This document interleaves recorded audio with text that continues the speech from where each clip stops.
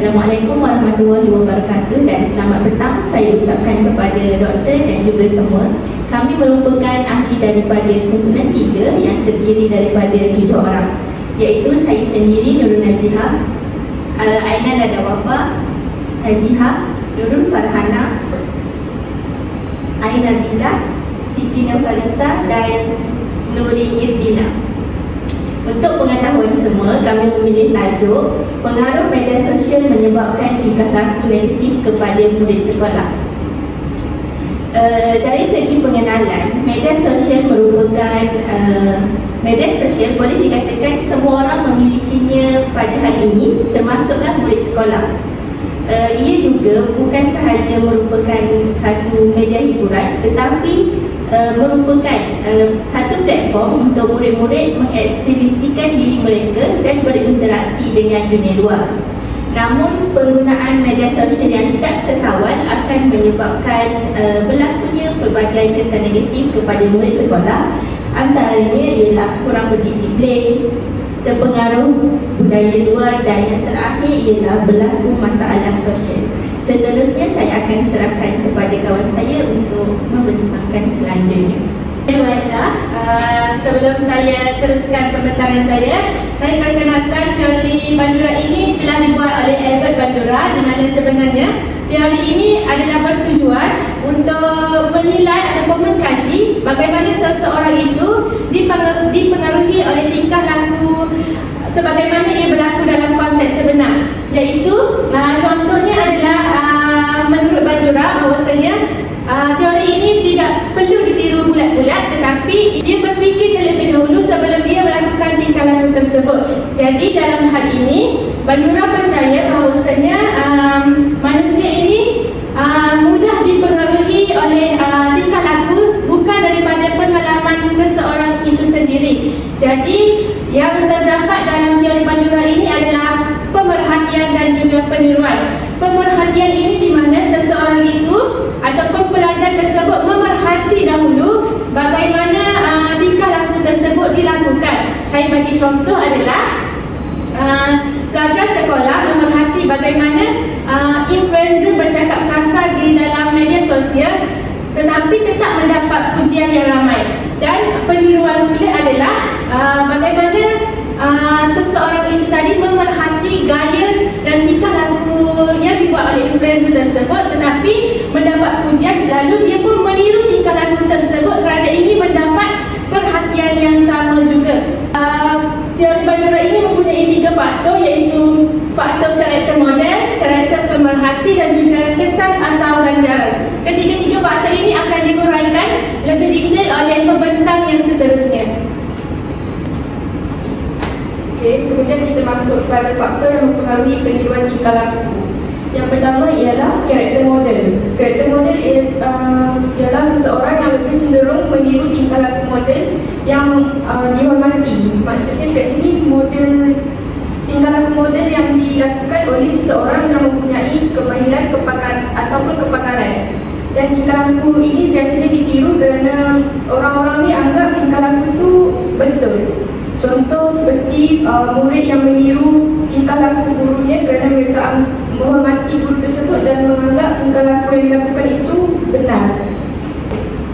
Seterusnya adalah karakter pemerhati. Karakter pemerhati ini ialah peniruan yang bergantung kepada ciri individu yang belajar melalui pemerhatian. Dalam konteks ini terdapat 3 tahap, iaitu tahap kognitif dan kemakanan individu, di mana ia menentukan sejauh mana pemerhati dapat memahami sesuatu model tersebut. Yang kedua ialah tahap pemerhatian. Yang kedua ialah tahap perhatian dan motivasi, di mana semakin tinggi tumpuan dan minat, semakin tinggi peluang untuk seseorang itu melakukan peniruan. Yang terakhir adalah pengalaman lalu dan kepercayaan diri, di mana individu tersebut mempunyai keyakinan diri yang tinggi, membuatkan ia berani untuk mencuba sesuatu. Yang terakhir ialah kesan dan ganjaran ke atas perbuatan. Ini diterangkan bahawa seseorang belajar dengan melihat ganjaran atau hukuman yang diterima oleh model.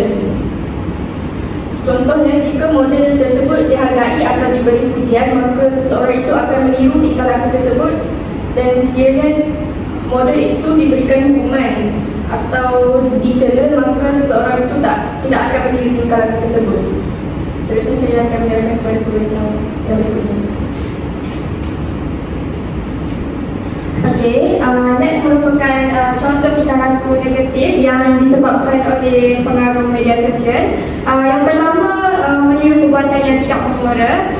Media sosial seperti TikTok, IG, dia memaparkan macam info-info terkini, trend, challenge yang mana menjadi ikutan orang ramai lah, termasuklah juga para pelajar. Tapi beberapa video trend ni dia memaparkan unsur yang negatif. Contohnya macam buat aksi yang berbahaya dekat tempat awam. Lepas tu buat konten-konten yang tak semengah just untuk raihkan perhatian, like, yang mana perbuatan tersebut menjadi ikutan lah bagi para pelajar, dan mereka ni melakukan tanpa memikirkan sebab dan akibat daripada perbuatan mereka tersebut. Yang kedua, penggunaan bahasa yang kasar dan tidak sopan. So, beberapa bulan yang lalu saya ada terbaca lah beberapa komen dekat ruangan komen ni, yang mana ada diorang share pengalaman diorang berjumpa dengan kanak-kanak yang umur dalam 8-9 tahun pun dah pandai menggunakan kata-kata kasar, mencarut. Contohnya macam sial, bodoh. Seolah-olah perkataan itu macam dah dinormalisasikan pada masa kini. Seterusnya, pembaziran masa dan ketagihan gadget. Jadi pelajar ni dia leka dan menghabiskan masa yang terlalu banyak dalam menggunakan media masa, menyebabkan mereka ni jadi lalai, jadi tidak menyiapkan kerja sekolah, tidak fokus dalam kelas dan juga tidur dalam kelas. Seterusnya, bully cyber. Jadi media sosial ni menjadi satu platform lah kepada sesetengah pada pelajar untuk untuk bully. Contohnya menghina fizikal seseorang dalam ruangan komen, menyebabkan mangsa ni tertekan dan prestasi mangsa ni jatuh.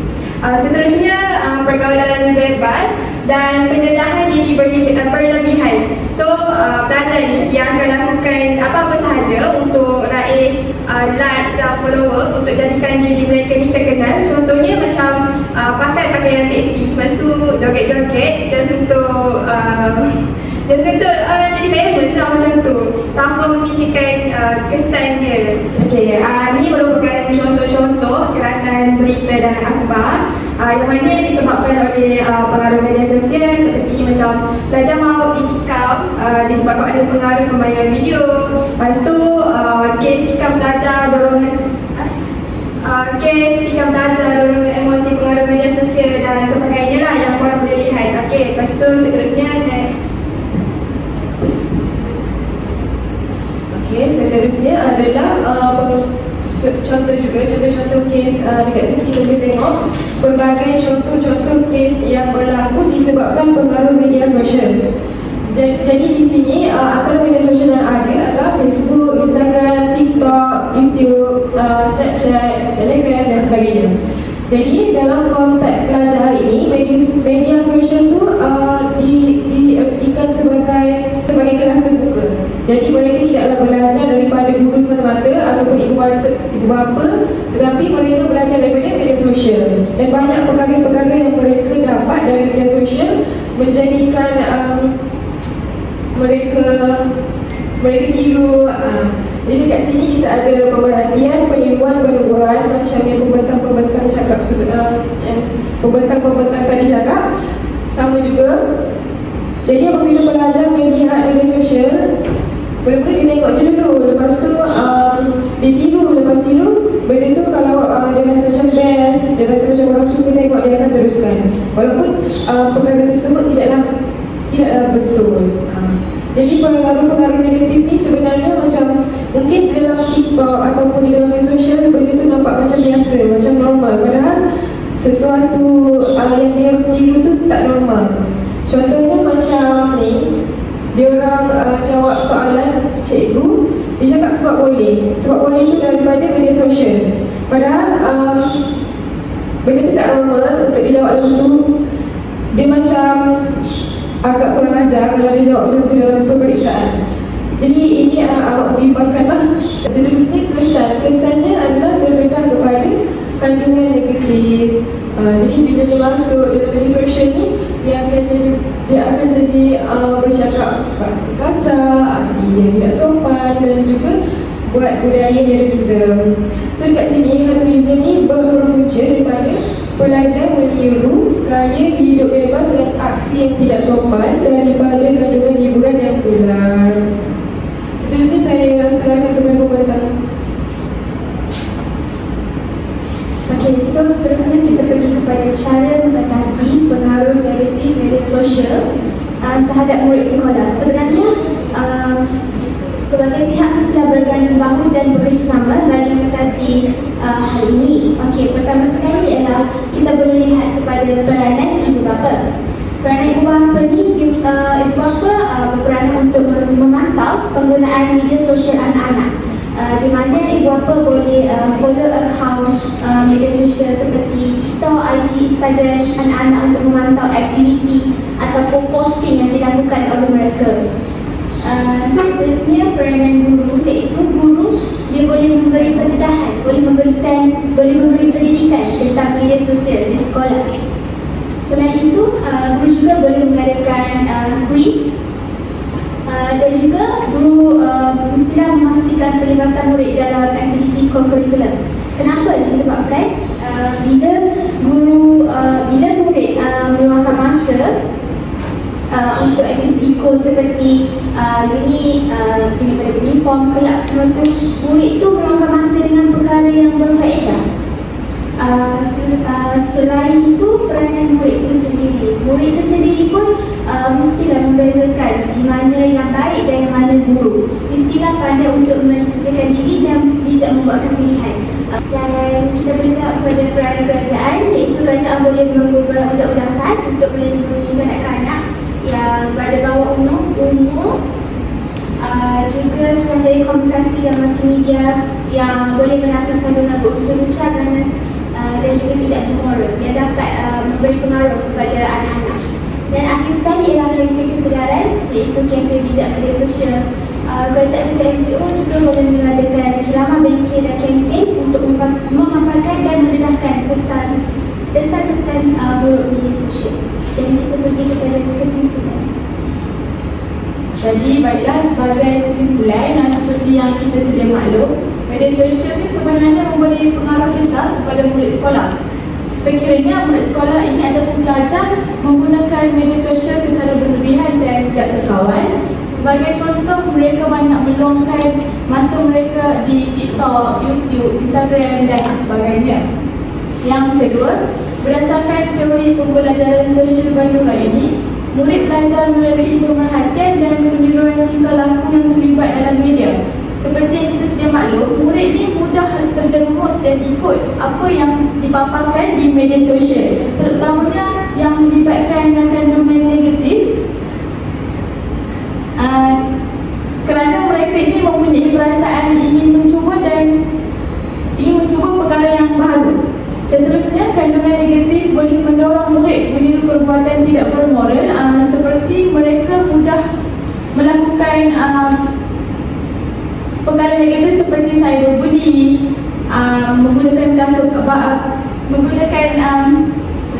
bahasa kasar dalam perbuatan seharian mereka. Seterusnya, ketagihan media sosial boleh menjejaskan disiplin dan prestasi akademik sekiranya mereka menggunakan platform-platform seperti yang dikatakan tadi, dan mereka mengabaikan pembelajaran sehingga menyebabkan prestasi akademik mereka merosot. Dan yang terakhir, sebagai langkah dan inisiatif yang boleh diambil ialah pengetahuan dan bimbingan ibu bapa serta guru amat diperlukan. Sebagai contoh, guru dan ibu bapa boleh menghadkan ataupun mengawal tingkah laku anak-anak mereka dalam media sosial. Jadi itu sahaja pembintangan daripada kumpulan kami. Sekian, terima kasih.